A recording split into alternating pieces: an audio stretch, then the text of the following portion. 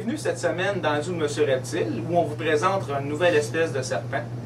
L'espèce de serpent qu'on a à vous présenter s'appelle le python royal. Le python royal est un serpent qui vient d'Afrique. On va le retrouver surtout dans l'ouest de l'Afrique, puis dans la région centrale. C'est un serpent qui va vivre on va le retrouver dans les savanes, dans les prairies, dans les champs, près des zones où est-ce qu'il y a de l'agriculture.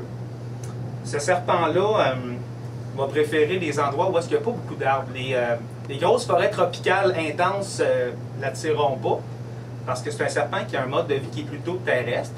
Mais même s'il est terrestre, c'est quand même un excellent grimpeur. Le python royal, à sa pleine taille adulte, il va atteindre environ une longueur de 36 à 48 pouces.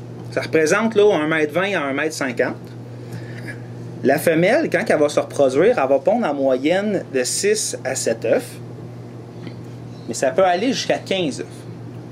Après 65 jours d'incubation environ, les bébés vont venir au monde.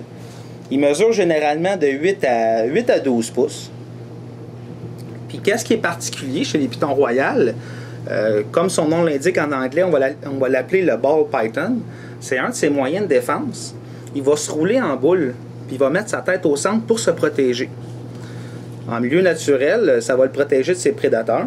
Parmi ses prédateurs, on va compter d'autres serpents. Il va y avoir également des mammifères. Parmi les autres serpents qui vont s'en nourrir, il y a du cobra. C'est qu'imaginez, essayer d'avaler une boule comme ça, c'est pas toujours évident. Le spécimen que je vous présente ici, c'est un spécimen qui est albino, ou je préfère le terme amélanique, c'est-à-dire qu'il n'est pas capable de fabriquer de pigments noirs, contrairement à l'individu qu'on a ici. Les serpents, quand ils vont entrer en mue, souvent ils vont avoir une coloration qui est particulière au niveau des yeux. C'est qu'on peut voir ici, ce spécimen-là, il n'est pas en mue. On peut voir la coloration de l'œil qui est plutôt foncé. Puis si j'approche le petit serpent qui est ici, on voit que comparé, la coloration de l'œil est plutôt bleutée. Ça indique que l'animal va faire une mue puis qu'il va changer de peau dans les prochains jours. Les pythons royaux sont des serpents qui ont quand même une bonne espérance de vie. Ces petits bébés-là que j'ai ici ont environ 1 an. C'est un serpent qui va vivre en moyenne une vingtaine d'années. Puis attention, le record est de 48 ans. C'est une espèce qui vit quand même, qui peut vivre super longtemps.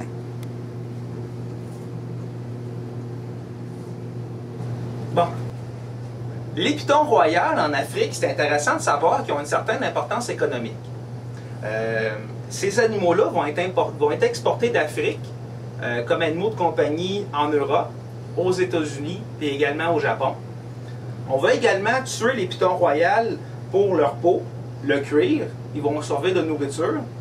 Puis aussi, une autre importance économique, c'est que les pythons royaux vont se nourrir beaucoup de rongeurs.